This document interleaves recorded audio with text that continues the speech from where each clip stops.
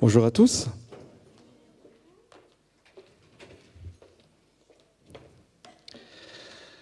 Nous avons vécu un moment ce matin de prière avant le culte qui était particulier, où je sentais le Seigneur qui voulait vivre un temps de cœur à cœur avec chacun de nous. Et ça me faisait penser au rendez-vous de Dieu avec Élie. Et il prend soin d'Élie et il le conduit à marcher pendant un moment et il voulait le rencontrer. Et je sentais vraiment le Seigneur qui, ce matin, je crois après tout temps de partage, veut nous rencontrer et vivre un moment où il nous parle dans un murmure doux et léger, où de nouveau il touche nos cœurs, où de nouveau il nous rejoint profondément. Donc, je voudrais souhaiter la bienvenue à ceux qui nous visitent, qui ne sont pas de la famille de la maison. Soyez les bienvenus. Il y en a plusieurs comme ça. À la fin, effectivement, on veut passer du temps avec vous. Mais ce que nous vivons en ce moment, c'est la nouvelle série sur l'école de l'amour. Je voudrais dire que l'année dernière, on a déjà eu comme ça une série où il y avait eu 8 sessions. Et on a eu... oh là là, merci beaucoup. Et je vais faire un petit résumé avant de rentrer au cœur de ce que je vais vous partager ce matin. Ça se base sur ce texte de Thessaloniciens. Et c'est Paul qui parle. Il dit sur l'amour fraternel, vous n'avez pas besoin qu'on vous écrive car vous avez personnellement appris de Dieu à vous aimer les uns les autres. Et vous le faites bien envers tous les frères de la Macédoine entière. Mais nous vous engageons, frères, à faire encore des progrès. Vous savez, ce texte nous dit beaucoup de choses. Il a été la base du partage, tout un quadrimestre qui m'a personnellement bouleversé parce que pour pouvoir le partager, il fallait se laisser travailler par le Seigneur. Mais ça nous dit beaucoup de choses. L'amour s'apprend. Dieu nous apprend à nous aimer. Et ce qui a choqué Marilyn dans ce que on partageait, je vais vous le dire d'emblée, même si je ne rentrerai pas forcément aujourd'hui au cœur de cela, c'est que si Dieu ne t'a pas appris à aimer, tu ne peux pas aimer. Si tu n'as pas reçu l'amour de Dieu, si l'amour de Dieu ne t'a pas imprégné, si cette grâce ne t'a pas profondément visité et que tu n'as pas eu le sens de la valeur que tu as, écoutez bien ceci, la Bible nous dit, c'est à un grand prix que vous avez été rachetés. C'est à un très grand prix, au prix du Fils de Dieu, de son sang qui a coulé. Ce sang détermine ta valeur. Dieu nous dit qu'il nous aime, il fait de nous ses enfants, il nous rachète à un grand prix. Ce prix est élevé, ça détermine la valeur que nous avons à ses yeux. Nous avons la même valeur que le Fils de Dieu. Il a accepté qu'il meure, de le sacrifier pour nous racheter. Et en faisant cela, il décrète, il déclare, il évalue la valeur que nous avons. Quand nous recevons cet amour, vous savez, ça c'est le cœur de l'évangile. Mais si nous ne le recevons qu'intellectuellement, nous n'aurons pas la mesure de la valeur que nous avons à ses yeux. Et si nous ne le recevons pas, nous n'aurons pas envers nous-mêmes, nous ne réussirons pas à définir la valeur réelle que nous avons. Nous nous traitons les uns les autres suivant la valeur que nous déterminons que nous avons. Vrai ou faux? Quelqu'un qui sait que c'est un diamant, vous savez, ça ne traîne pas partout. Quelqu'un qui sait qu'il a de la valeur, il se traite bien. Et très souvent, quand cette expérience de la révélation, de la valeur que Dieu nous donne, si ça ne devient pas pour nous une réelle valeur, vous savez, quand on a de la valeur et qu'on le sait, pas pour une question de présomption, ça déclenche des choses au-dedans de nous. En fait, ce que le Seigneur est en train de nous dire, si vous avez reçu cet amour, si Dieu vous a appris à vous aimer, avant de réussir à te donner la capacité d'aimer l'autre, il va investir en toi un amour tel qui va déclencher en toi un sens de valeur. Et en fait, quand tu sais que tu as de la valeur, tout ce qui a de la valeur, on l'aime. Tout ce qui a du prix, tout ce qui est rare, tout ce qui est unique. C'est pour ça que David, quand il a la révélation de cela, c'est extraordinaire, dans le psaume 139, il dit à Dieu, je te loue, ô Éternel, de ce que je suis une créature merveilleuse. Il a la révélation. Et ça prend une révélation. Il sait que dans le ventre de sa mère, Dieu est venu le tisser Et il y a mis tout son cœur, il y a mis de la passion, il y a du désir, il y a du plaisir. Dieu place son plaisir en David et il le sent, il en a la révélation, il dit oh là là là là. C'est pas que physique, c'est loin d'être que physique. Si nous sommes des créatures merveilleuses, c'est par révélation. Dieu a décrété la valeur que nous avons. Si tu reçois cela, si tu apprends à recevoir cela, tu vas apprendre à t'aimer toi-même déjà. Ce qu'on va voir ce matin dans cette parabole du bon samaritain, c'est qu'il faut réussir à aimer l'autre parce que tu as déjà de l'amour pour toi. Si Dieu dit que tu as de la valeur, tu vas réussir à te regarder comme David. Waouh, je suis une créature merveilleuse. Pas dans le sens de te louer, dans le sens de prendre la valeur que tu as aux yeux de Dieu. Et vous allez voir, on va voir dans toute cette série que Jésus avait envers lui-même de la valeur. Qu'est-ce que vous considérez que Jésus s'aimait? La Bible ne dit pas exactement ces choses de manière explicite. Mais pour qu'il s'offre à nous comme le sacrifice parfait, saint, agréable à Dieu, c'est qu'il fallait qu'il considère que ça avait de la valeur. Pour que ça puisse valoir quelque chose devant Dieu pour nous racheter, il fallait qu'il l'apprécie, qu'il ait la révélation, qu'il avait de la valeur. Tu as de la valeur. Et il faut que cette valeur déclenche en toi. Parce que quand tu sais que tu as de la valeur, tu te sanctifies, tu te mets à part, tu te préserves. Parce que tu as conscience de cette valeur. Et Dieu veut renouveler ce sens-là très important. Alors on apprend cette première chose. Nous apprenons de Dieu, comme un père, comme une mère, aime son enfant et investit son amour dans son enfant. Et cet enfant se développe jusqu'à un moment, et c'est Marilyn qui me l'a rappelé dans notre discussion, elle est éducatrice de jeunes enfants, et c'est cela, il arrive un moment où l'enfant arrive à avoir une stabilité, comment tu pourrais expliquer ça, Marie? Tu veux bien expliquer, s'il te plaît? On encourage, s'il vous plaît. Non, en fait, ça me faisait penser que, en fait, l'enfant a une période, en fait, dès qu'il voit plus sa mère, il a l'impression qu'elle n'y est plus, en fait. Pourquoi? Dès que vers 8 mois, en fait, il voit plus sa maman, puis il pleure parce qu'il la voit plus. Il y a toute une période où après, il l'intériorise, où il sait que sa maman, elle restera là, et que même s'il la voit pas, il sait que c'est sa maman. Donc, il intériorise sa maman. Et je disais, en fait, dans notre étape, c'est comme ça dans la foi. À un moment, on voit plus Dieu.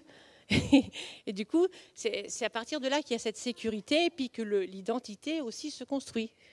Voilà, c'est ce que je disais, quoi.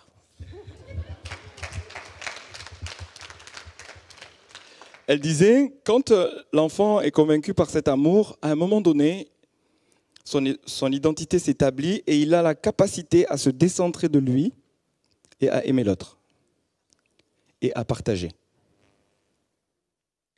On parle de s'aimer les uns les autres. Il y a une étape très importante où il faut que l'amour soit tellement fort que tu te mets à croire que même si ta maman n'est pas là, elle t'aime quand même. Sinon, il y a un sentiment d'abandon, de rejet, d'insécurité, qui rend impossible d'aimer quelqu'un d'autre. Il faut recevoir cet amour jusqu'à ce que, c'est comme Jean dit, nous avons connu l'amour de Dieu et nous y avons cru. À un moment donné, tu peux recevoir une fois l'amour, mais si ça n'a pas grandi en toi, jusqu'à ce que tu aies la conviction, même si tu ne le vois plus, même s'il s'échappe à tes yeux, ton Père est là. Ton Père te voit. Ton Père veille sur toi. Et c'est des tests comme ça, entre guillemets, d'abandon. Le nombre de fois où quand on marche avec Dieu au début, on a le sentiment que Dieu nous a abandonnés. Au début, c'est super, on vit des choses extraordinaires. Et puis à un moment donné, on se dit, mais t'es où? J'ai besoin de te voir. Si t'es pas là, je suis perdu. Je suis dans l'insécurité. Et puis l'insécurité s'éloigne quand l'amour parfait de Dieu vient en nous et qu'on s'y met à le croire. Et même si je ne te vois pas, je sais que tu m'aimes. Même si je ne te vois pas, je sais que tu m'aimes. Et il y a une valeur qui grandit en nous, qui nous sécurise à tel point qu'on se sent aimé et dépositaire de cet amour pour pouvoir le donner aux autres.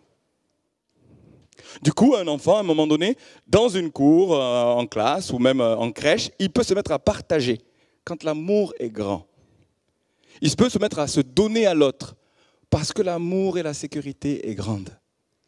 C'est sur quoi je voudrais insister ce matin en introduction de cette deuxième série sur l'école de l'amour. Vous le faites bien, dit Paul, envers tous les frères de la Macédoine, mais nous vous engageons, frères, encore à faire des progrès. Donc ça veut dire qu'on peut apprendre et on peut progresser. On peut partir d'un niveau et dire finalement, par rapport à ma sécurité, de l'amour de Dieu, j'en suis là.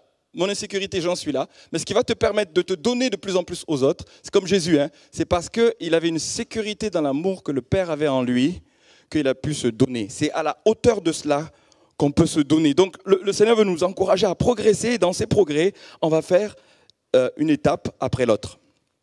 Et on a vu l'année dernière 8 domaines particuliers de l'amour. On l'a abordé de la manière suivante. Jésus dit, tu peux me mettre la deuxième slide, c'est ici mon commandement, aimez-vous les uns les autres comme je vous ai aimé. Et dans le comme je vous ai aimé, il y a une manière particulière qu'on a engagé l'Église à découvrir. Tu lis les évangiles, en lisant les évangiles, tu vas toi-même découvrir de quelle manière Jésus nous a aimés. Le comment il nous a aimés. Et le comme il nous a aimés, ce n'est pas notre standard, c'est le standard de Jésus. Ce n'est pas notre mesure, on peut dire, ah ben tiens, j'ai l'impression d'aimer quand même, c'est pas mal ce que je fais. Et on peut, dans nos consciences, ne pas avoir des réflexes d'aller plus loin, de désirer plus ressembler à Jésus. Jésus est en train de nous dire, c'est comme je vous ai aimé que vous devez vous aimer. Oui, vous devez vous aimer les uns les autres, mais il y a une mesure, il y a un standard, il y a un modèle à suivre. Et on s'était dit, on va en choisir un ou deux, parce que quand même, si tu dis, je veux développer l'humilité, ça ne se décrète pas comme ça. Pas tu sors de cette réunion, ah Seigneur, je suis convaincu que j'ai besoin de développer l'humilité, et ça va te prendre un jour, 2 jours, 1 semaine, et tu vas prier, reprier dessus. En fait, si on ne revient pas régulièrement sur l'amour, c'est la chose la plus importante de la parole. Ça s'écarte de nos radars, et on peut ne pas progresser. La chose la plus importante dans la parole, c'est d'aimer Dieu, et on va le voir, mais c'est aussi d'aimer son prochain. Et quand on le fait et qu'on s'arrête pour s'évaluer, où est-ce que j'en suis? Paul est en train d'écrire aux Thessaloniciens, il dit, waouh, vous, sur ce point, le plus important de la parole, vous le faites bien. Il les encourage, c'est super ce que vous faites. Mais il va plus loin, il dit, progressez. Pour cela, il faut s'évaluer.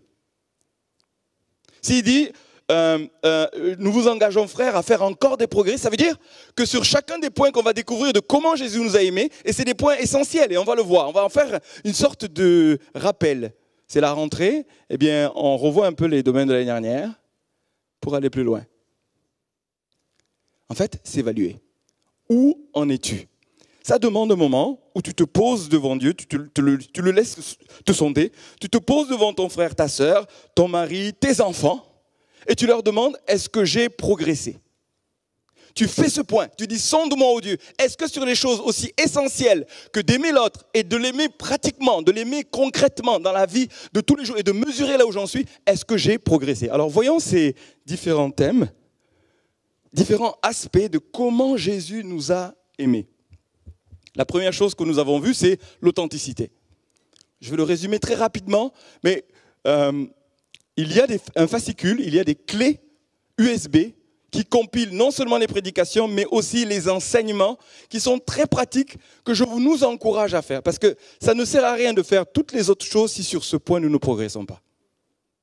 On s'est dit, en équipe de direction, mais il nous faut revenir là-dessus. On va voir plusieurs autres caractéristiques, certainement 8 à peu près encore, ce quadrimestre, pour progresser. Mais ça ne sert à rien de progresser sur cette nouvelle chose ou de les découvrir et de chercher à progresser si sur les autres points, nous ne sommes pas en marche, où nos vies ne s'arrêtent pas réellement. Et s'il faut qu'en faisant le point, on se dit « Waouh, il n'y a rien qui a bougé », crier, prier, jeûner, travailler, pour surtout progresser. L'authenticité, c'est quoi? C'est exprimer à l'autre la réalité de ses sentiments. S'il y a une chose contre laquelle Jésus s'est offusqué en face des pharisiens, les spécialistes de la loi, ceux qui connaissaient pourquoi Dieu a donné la loi, et on va le résumer tout à l'heure, c'est l'amour, aimer Dieu et aimer son frère. Ça, c'est le résumé de la loi. Eh bien, ceux-là étaient hypocrites. C'est-à-dire, en fait, quand Dieu dit « aimez-vous les uns les autres », il nous dit « faites-le de manière authentique, sans hypocrisie ». En arrivant à partager à l'autre la réalité de ce que tu es, tu vis, tu ressens, tu penses, que tu arrives à supporter d'être toi-même. Premier point. Le deuxième, l'humilité, c'est en servant les autres, en les regardant. Philippiens 2 nous dit comme étant au-dessus. Waouh! Chacun de ces points L'année dernière, on a pris le temps de les développer dans le détail pour savoir comment je peux faire pour progresser. Dans quel domaine précis je vais me mettre en mouvement pour développer l'humilité, pour développer la capacité de regarder l'autre. Et pas comme un effort, un exercice religieux, mais quelque chose d'un cœur qui a compris la valeur de l'autre. Très souvent, je vais vous dire, quand nous-mêmes nous laissons aimer et qu'on sait sa valeur, c'est facile de servir. C'est facile de servir. 3, l'écoute. Il y a, dans cette prédication, je partageais le fait que aimer, c'est écouter. Quand on écoute quelqu'un, on lui dit qu'il a de la valeur. Quand on apprend à écouter, qu'on développe notre capacité à rejoindre l'autre, notre capacité à vraiment communier avec ce qu'il vit, rentrer entre guillemets dans ses baskets. Il me parle, je le rejoins dans ce qu'il vit. Vous savez, quand il y a une qualité d'écoute, il y a des choses qui se déclenchent. Même envers un inconnu, quelqu'un qu'on ne connaît pas bien, s'il y a une qualité d'écoute, la personne peut vous livrer les choses les plus profondes de son cœur. Parce que vous l'aimez, parce qu'il se sent aimé. Et le besoin le plus profond, non seulement de chaque membre ici, c'est l'amour, mais le besoin le plus profond des gens en dehors qui nous entourent, c'est l'amour. Si l'Église apprend à grandir dedans, ça va produire, en fait c'est une révolution qui va se produire, dans ce sens où les personnes autour de nous vont goûter à l'amour de Dieu, vont goûter à quelque chose d'en haut que Dieu nous apprend, qu'on transmet les uns aux autres ici, et puis qu'on progresse tellement que ça vient déborder envers les autres. L'écoute est une clé qui est extraordinaire.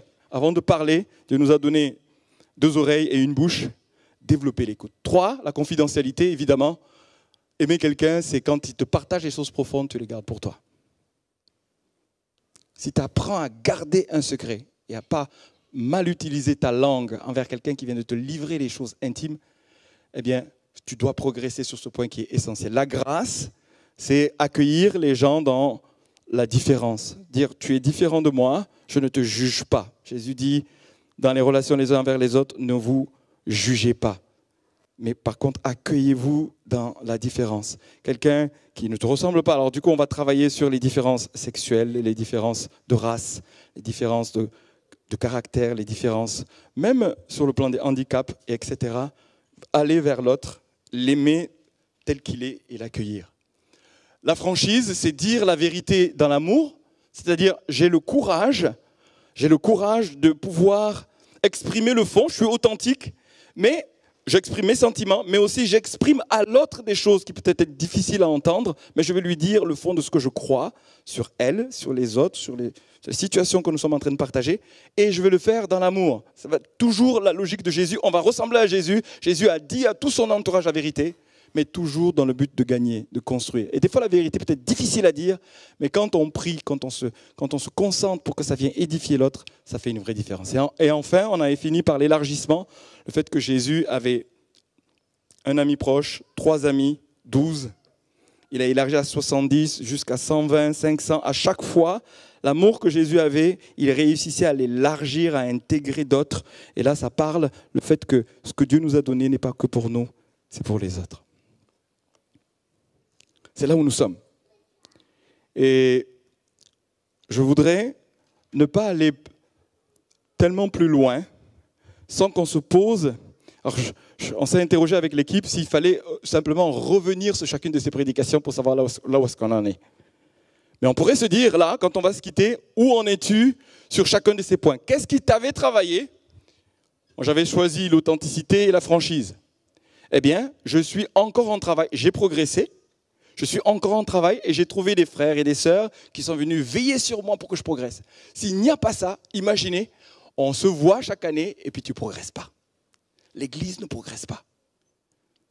C'est pourquoi, avant que le culte se termine, on va se mettre en petits groupes sur le sujet que je vais aborder aujourd'hui, mais aussi par rapport à ces différents points qu'on remettra pour savoir où est-ce que j'en suis, est-ce que j'ai progressé ou pas. Et ça doit nous conduire à des moments de repentance, s'il le faut, à des moments peut-être de réjouissance, comme Paul là est en train de les encourager.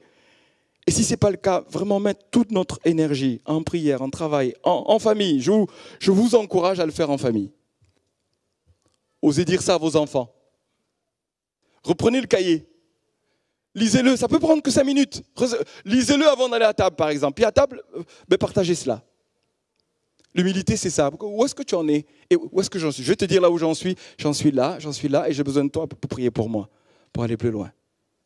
Pour que tu sois le gardien de mon âme.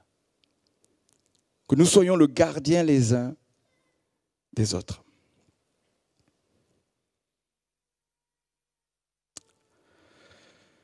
Alléluia. Alors maintenant, on va voir le texte de ce matin.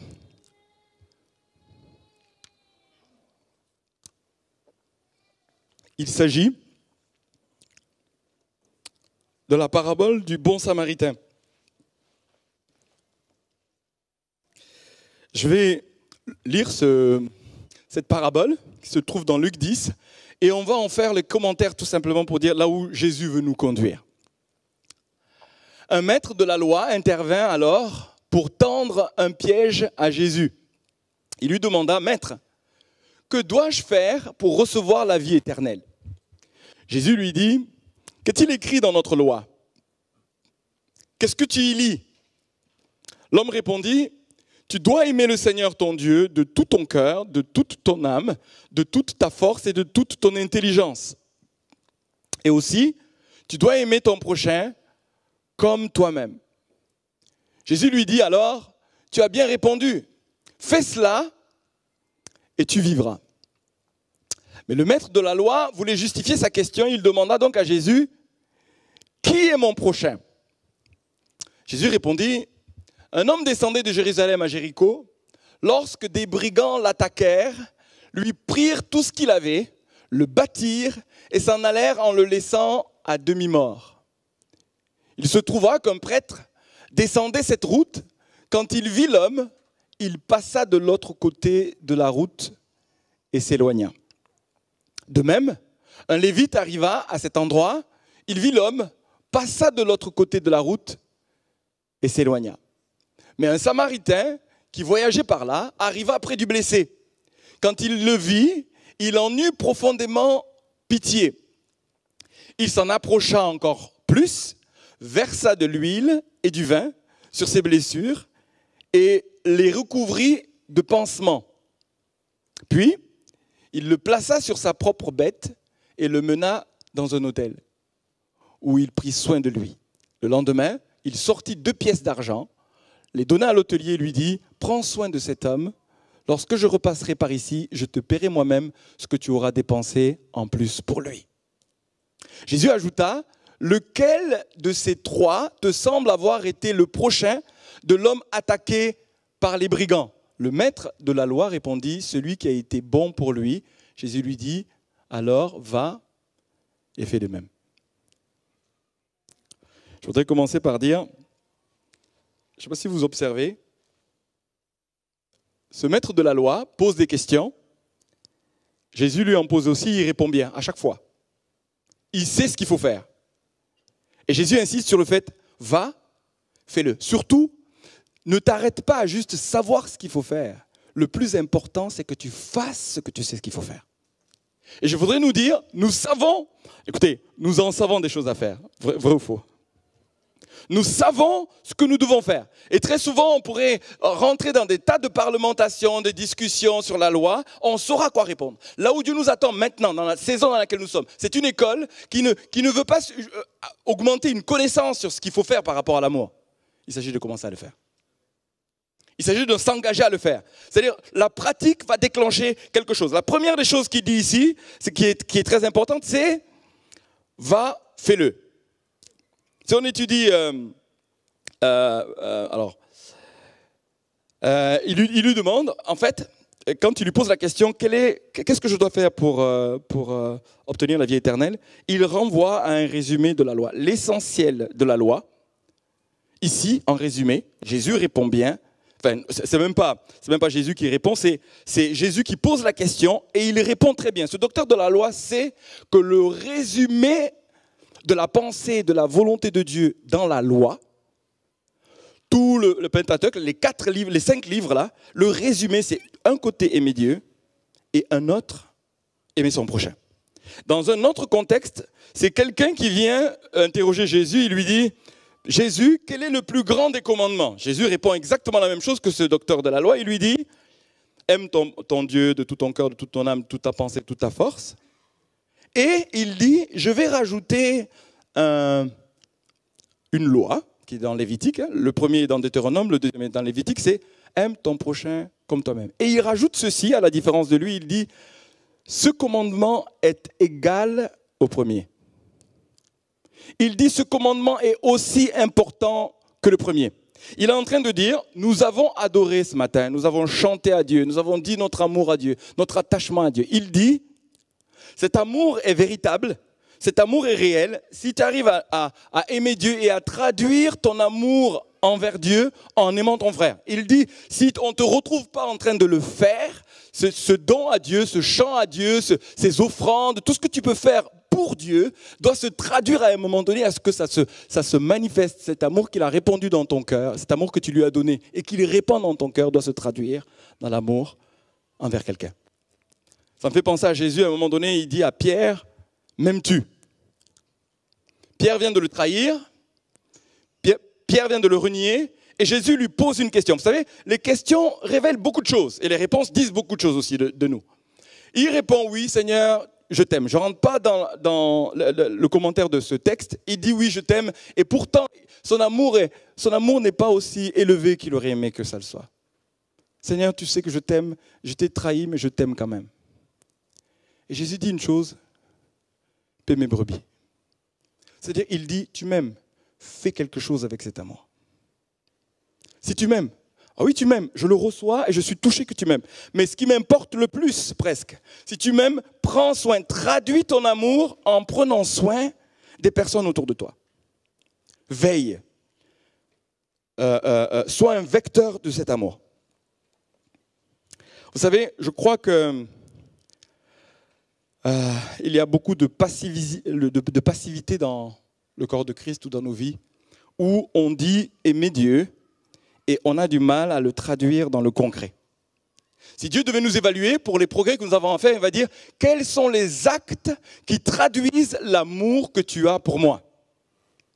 Et en fait, il y a une sorte de maladie dans le monde évangélique qui dit que nous n'avons juste qu'à recevoir la grâce de Dieu. Il y a une sorte de logique de passivité. Nous recevons, mais l'action que doit produire cette grâce en nous, l'action que doit produire cet amour en nous, on n'y est plus attentif. C'est comme si on s'arrêtait à recevoir l'amour, c'est comme si on s'arrêtait à expérimenter l'amour de Dieu, à le recevoir pour nous, et puis il y a une passivité. On est assis sur notre divan, on est assis sur notre canapé, et on voudrait que l'amour revienne, ou que quelque chose descende sur nous pour pouvoir pratiquer et faire ce que Dieu nous demande. La dimension de faire, la dimension de traduire l'amour et la grâce qu'on a reçue est indispensable. Dieu, je pense, peut venir sonder nos cœurs et regarder la réalité. Même, vous savez, se donner à Dieu aujourd'hui, c'est pour ça que je pense que ce matin, quand on priait, il y avait une dimension de solennité où on sentait l'amour de Dieu qui venait venir sur nous, nous amener à une quiétude pour que ça produise une action concrète. Ça produise une action concrète. Et cette parabole est violente. La suite est violente. Il pose cette question, il sait tout ce qu'il doit faire. On pourrait dire, mais il a déjà l'évangile. Parce que Dieu nous révèle que l'évangile, dans l'évangile, c'est que Dieu nous aime. Il a donné son Fils unique, afin que quiconque croit ne périsse pas et ait la vie éternelle. Et c'est une question d'amour. Dieu nous a aimés et il s'agit de recevoir cet amour. Il a compris que pour avoir la vie éternelle, c'est Jean 3,16. Dieu a tellement aimé le monde qu'il a donné. Et il faut recevoir cet amour. Mais il y a une dimension que Jésus rajoute ici, l'amour envers son prochain. La passivité, Dieu veut venir le toucher au-dedans de nous. On attend après Dieu, alors qu'on ne réalise pas que Dieu attend après nous. Une église qui reçoit cet amour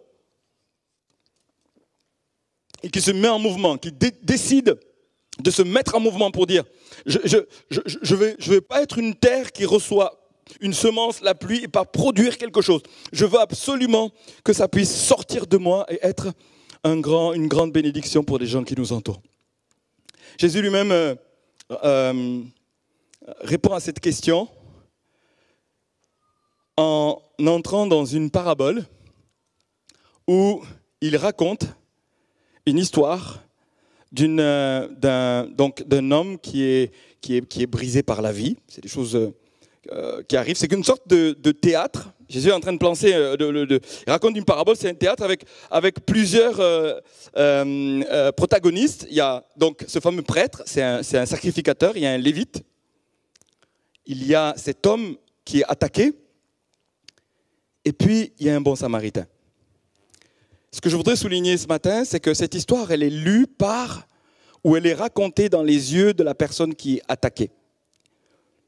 Et puis, en fait, vous allez voir que quand le docteur de la loi pose la question de savoir qui est mon prochain, le docteur de la loi s'attend à ce que Jésus désigne jusqu'où devrait aller son amour. Et dans la culture de l'époque, en fait, on cherchait à savoir si c'était juste les personnes toutes proches qui devaient être l'objet de notre amour, ou ça devait aller plus loin. C'est-à-dire, est-ce que c'était tout le peuple d'Israël? En fait, pour eux, dans leur tête, un juif, un docteur de la loi, ça ne pouvait s'arrêter qu'au peuple d'Israël. Et les pharisiens à l'époque se disaient, non, c'est le cercle tout proche. Le proche, c'est la personne qui est la plus proche de moi. Donc mon amour, l'amour envers mon prochain, je vais faire des efforts pour juste rejoindre la personne qui est toute proche, c'est-à-dire ma famille. C'est-à-dire les tout proches. C'est eux qui doivent avoir le privilège de l'effort de mon amour. Ou est-ce que toi tu dis, c'est pour tout le peuple d'Israël? Et quand Jésus répond, mais il fait comme il fait souvent, il provoque. Quand il répond, il prend carrément un étranger. Il est en train de dire, dans la logique de celui du docteur de la loi, c'est même une personne étrangère. Et il s'attendait à ce qu'il désigne jusqu'où va le cercle, vers qui mon amour doit aller. C'est-à-dire, donne-moi la cible. Donne-moi la cible de mon amour. C'est qui va mériter cela, c'est vers qui je dois aller. Jésus prend déjà, dans sa logique, un étranger. Et à l'époque, les Samaritains, c'était des hérétiques, c'est-à-dire des gens qui croyaient des abominations, quelque chose que vraiment le peuple d'Israël devait haïr, de par la loi, c'était inacceptable, il y avait des mélanges dans leur foi. C'est ce qu'on retrouve dans Jean 4, la Samaritaine ne comprend pas comment Jésus lui parle parce qu'il y avait une séparation entre les deux. Et c'était un étranger. Déjà, Jésus vient élargir le champ des personnes vers qui tu dois manifester la compassion. Mais en fait, il y a comme un piège, entre guillemets, dans cette parabole. Cette parabole est lue par quelqu'un qui, lui, c'est le brigand qui voit le lévite venir, il voit le prêtre, il voit le sacrificateur venir. C'est lui qui raconte cette histoire du début à la fin. Et il voit le bon samaritain. Et quand l'histoire se termine, Jésus dit, j'aimerais bien que tu le remettes, il ne cherche pas l'objet de celui qui devait recevoir cet amour. Hein. Qui est mon prochain? Qui est-ce que je dois aimer comme moi-même? Il passe à outre, de l'autre côté. En fait, c'est tout à la fin. Voilà. Tu dois aimer. Jésus rajouta, lequel de ces trois te semble avoir été le prochain de l'homme attaqué par les brigands? Lequel de ces trois, c'est-à-dire entre le sacrificateur, le lévite et le bon samaritain, Jésus renverse la parabole et il dit, le plus important, ce n'est pas la personne à aider, mais c'est toi. C'est toi le prochain de la personne qui a été abîmée. En fait, Jésus, en répondant à ce docteur, il est en train de ramener la réflexion ou la lumière sur son cœur, à lui. Et pas sur la personne vers qui on doit aller pour aimer. Il lui dit, le prochain, c'est toi. En fait, il renverse. Celui qui est en train de raconter l'histoire est en train de dire, en fait, j'ai besoin que ce soit toi qui sois mon prochain. Le qui, c'est pas l'extérieur, c'est, on voit des personnes autour de nous, et il y en a pas mal qui demandent, qui crient. Comme cette personne qui est à demi-mort, qui est meurtrie, qui est blessée, qui crie, et qui est en train de nous appeler en disant, voudras-tu être mon prochain? Jésus est en train d'interpeller ce docteur de la loi et lui dire, c'est à toi d'être le prochain. L'enjeu, ce n'est pas à qui tu dois le faire, c'est toi et tout ce qui est à l'intérieur de toi qui doit être touché pour devenir le prochain de l'autre. Et on va analyser ce que fait ce bon samaritain, qui est l'exemple d'un prochain qui a été d'abord ému de compassion. Et dans cette série, on va aborder la notion de compassion. Quelqu'un où Dieu ramène la lumière sur lui, sur ses fondements, sur son cœur, sur ce que tu es, sur ce que tu as vécu avec lui, sur la valeur que tu as. quand ces choses se font et que tu dois passer à l'action, la première des choses qui se manifeste, c'est la compassion. Il le vit, il fut ému de compassion et il s'approcha plus près. Il y a quelques années, quand j'ai commencé à prendre le ministère ici, au bout de 2-3 ans, le Seigneur m'a parlé de cette parabole et il me disait que j'étais comme un religieux, sacrificateur, qui traversait ce quartier et l'enjambait.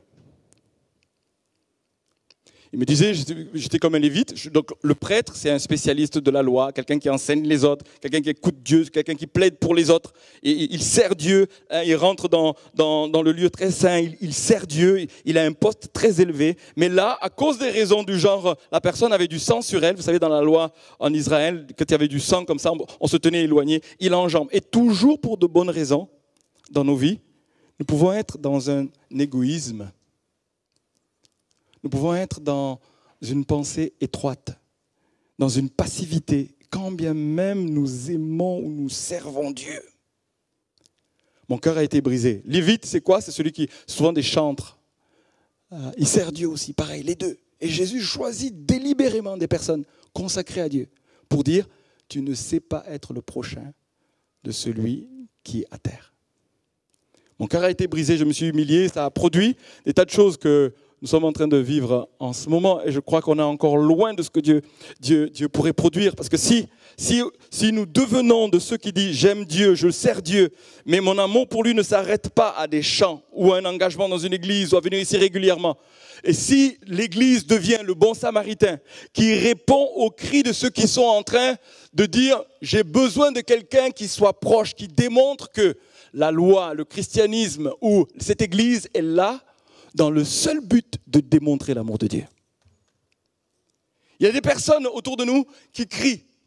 Et ça prend un changement de matrice pour entendre le cri, s'approcher et être ému de compassion. En fait, l'une des premières manifestations de l'amour pour son prochain, c'est de pouvoir voir et que ça déclenche en nous de la compassion. De pouvoir entendre que ça déclenche de la compassion. Mon cœur reste touché. Je ne peux pas venir adorer Dieu, chanter, crier, faire toutes ces choses qui sont au demeurant une demande de Dieu. Dieu attend cela de nous. Mais que ça produise lorsque je me tourne. Je suis comme moi maintenant, le prochain qui est capable de se laisser toucher dans ses entrailles à nouveau. Pas juste pour la ville en tant qu'entité, mais des personnes en particulier. Entendre et que nos entrailles bougent. Il y a eu pendant des périodes, des temps de campagne où on faisait passer les enfants, vous savez, éthiopiens. C'était bouleversant. Et au bout d'un moment, quand on ne fait pas attention, on peut voir ces choses et nos cœurs ne sont plus en compassion. Alors on parle de ça pour donner de l'argent au loin. Mais là, je suis en train de parler des personnes autour de nous que Dieu veut ouvrir nos entrailles, ouvrir nos cœurs et se laisser toucher à nouveau.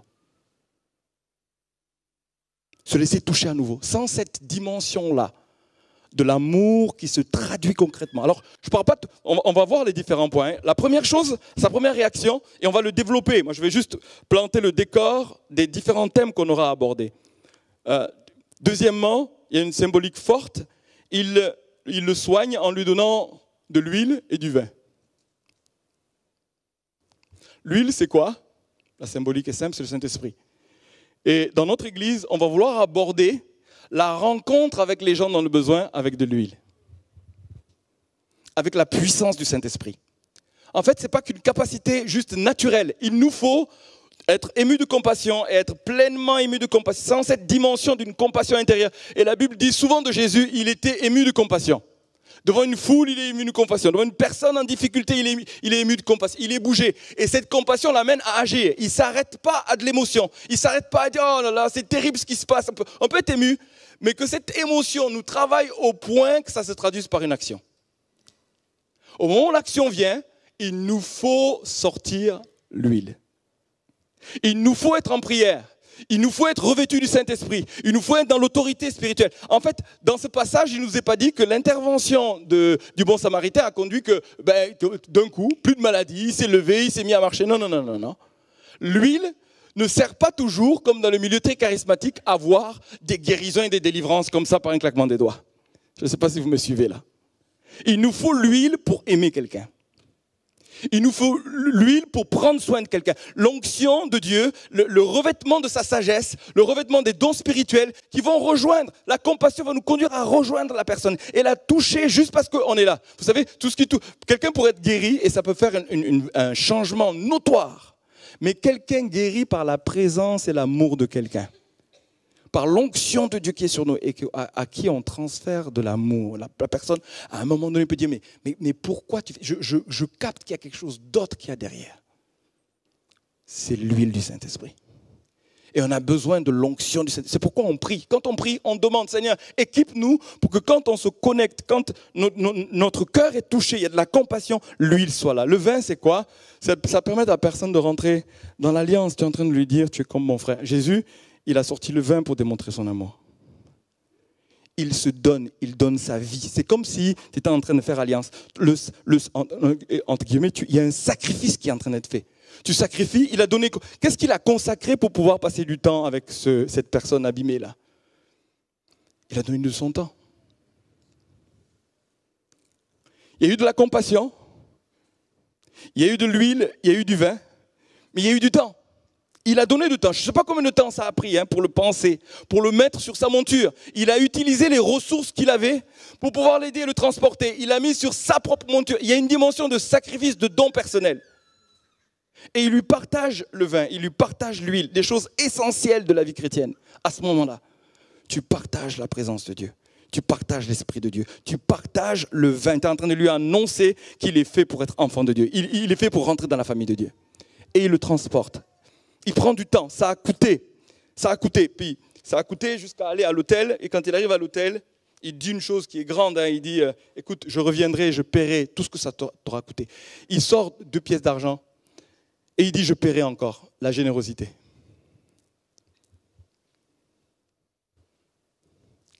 On va l'aborder dans cette série. La générosité avec l'argent, mais je peux vous dire, il n'a pas été généreux qu'avec l'argent ici, là. Il a été généreux avec son temps. Il était généreux avec les ressources qu'il avait, avec sa monture. Il était généreux. Il a consacré quelque chose. Il s'est décentré, ému de compassion, il s'est décentré et il a livré à l'autre tout ce qu'il avait. En fait, tout ce qu'il avait. Il a ouvert ses entrailles. Et il a donné de l'argent. Et je crois que Dieu veut nous conduire à apprendre de lui, à être généreux pour répondre aux besoins de ceux qui sont autour de nous. L'Église, si elle devient la solution à tous ceux qui sont en train de crier, en fait, j'ai besoin d'amour. Vous savez, il y a des maladies où il y a des blessures qui ne sont pas liées à des blessures physiques. Ici, il s'agit d'une blessure physique, mais il y a des tas de blessures des gens qui sont à demi-mort autour de nous. Et ce dont le monde a besoin, c'est une démonstration d'amour.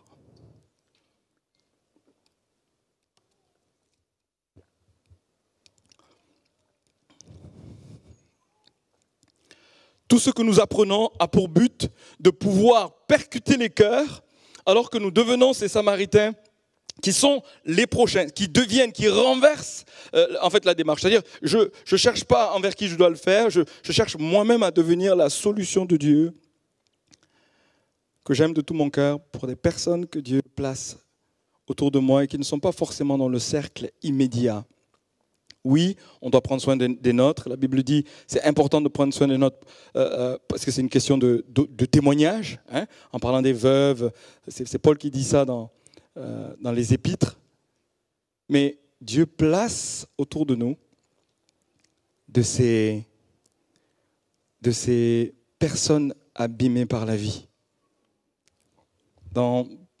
C'est physique, ça peut être psychologique, ça peut être au travail, ça peut être dans tellement d'endroits où ils sont, où Dieu veut vraiment susciter la compassion au-dedans de nous et nous conduire à passer à l'action. Donc, dans toute cette série, moi, j'en suis même venu à dire, on va aborder la compassion, la générosité, le fait de donner du temps. Et je vais demander la slide. Tous ces points, en fait, l'amour, c'est donner du temps. Dans cette histoire du bon samaritain, l'amour, ça commence par la compassion et ça commence par le fait de donner du temps. C'est-à-dire il décide de donner du temps. Il décide de consacrer du temps. Et ce temps, c'est vraiment de l'amour. En fait, autant on dit le temps, c'est de l'argent, autant moi je dis encore plus que de l'argent, le temps, c'est de l'amour. Dans cette situation, peut-être que les bonnes raisons qui ont fait que le prêtre et le lévite ne se sont pas arrêtés parce qu'ils n'avaient pas le temps. Parce qu'ils étaient impurs. Et nos raisons à nous, c'est important de les connaître. La question principale, très souvent, c'est qu'il n'y a pas de compassion, il n'y a pas de temps. Et du coup, nous proposons dans cette série un objet. Un objet qui va nous discipliner à donner du temps. Alors, vous partez d'où vous partez, mais si dans votre vie, il n'y a aucun espace, il n'y a aucun temps, aucune pratique, où il n'y a aucune discipline à consacrer du temps, eh bien prenez ceci. C'est un mug. Et sur ce mug, il y a marqué un acte d'amour. Vous prenez ce mug, vous décidez dans votre cœur, vous priez, avec qui cette semaine je vais consacrer une demi-heure, une heure. Quelqu'un. Alors, plus ou moins brisé par la vie, hein, parce qu'on peut découvrir quelqu'un de brisé en l'écoutant. Si vous priez, que vous demandez à Dieu de faire monter la compassion, si vous consacrez vos vies à écouter le Seigneur et qu'il vous conduit, il va vous conduire à peut-être prendre rendez-vous avec quelqu'un, vous n'allez pas savoir pourquoi. Au moment où vous avez rendez-vous avec quelqu'un, parce que vous l'écoutez, parce que vous êtes en mission pour Dieu, parce que vous êtes un bon samaritain, il y a des perles qui vont sortir. Ou alors vous le savez à l'avance et vous décidez avec ce mug qui est un pense-bête, un acte d'amour. Vous savez, il n'y a pas d'amour, il n'y a que des actes d'amour, on dit. Tu prouves cela. Donc tu prends un temps avec quelqu'un que tu discernes dans ta vie qui est dans un besoin. En fait, tu discernes que cette personne a besoin d'amour.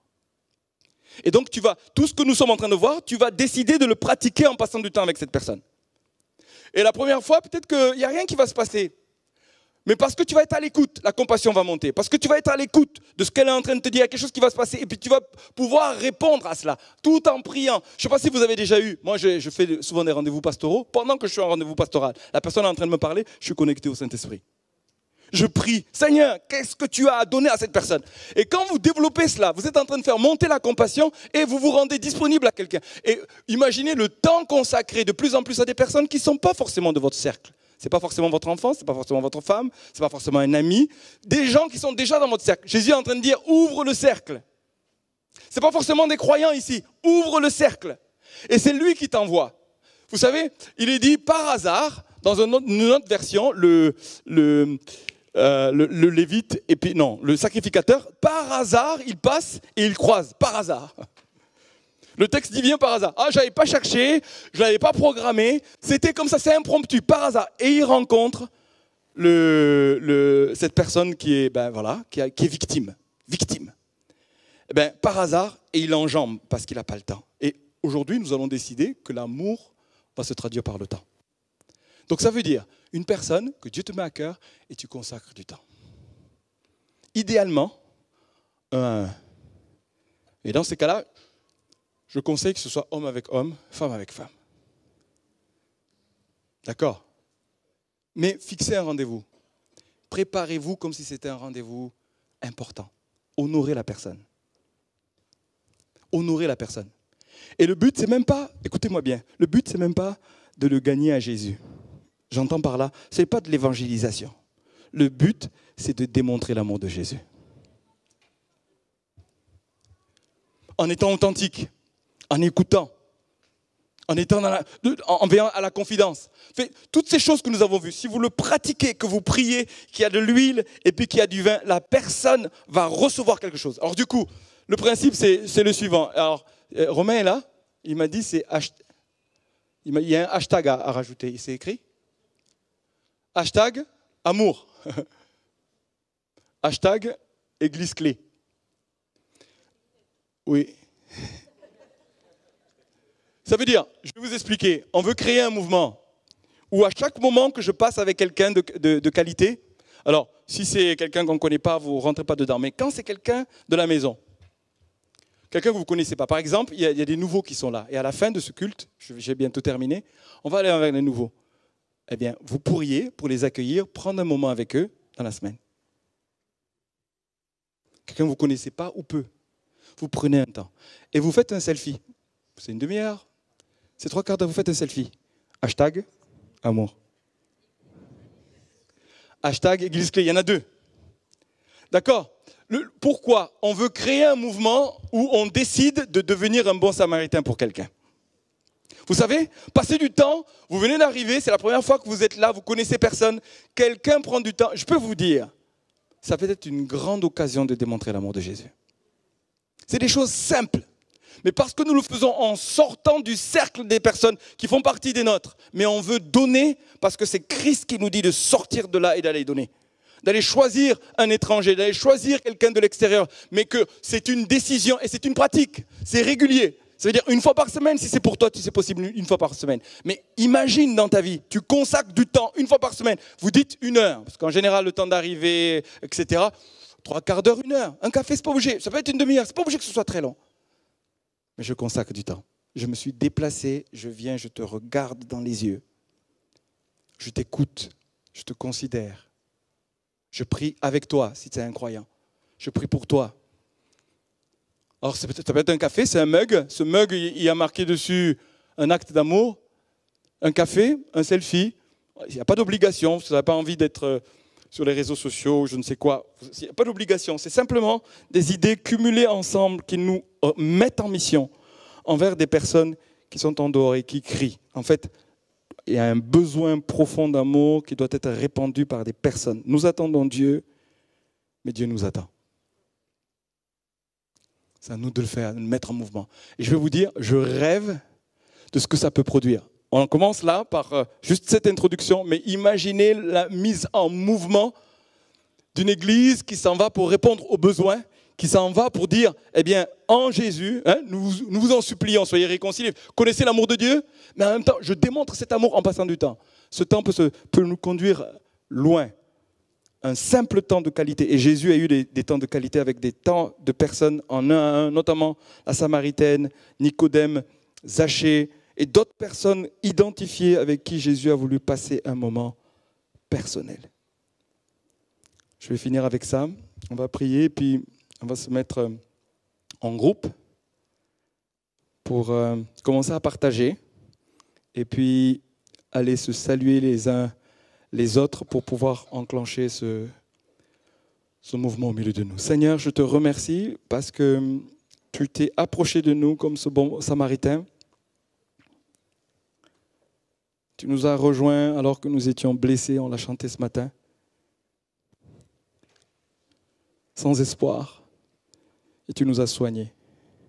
Tu as passé du temps avec nous. Seigneur, tu as été notre bon Samaritain. Tu nous as donné de l'huile, tu nous as donné du vin.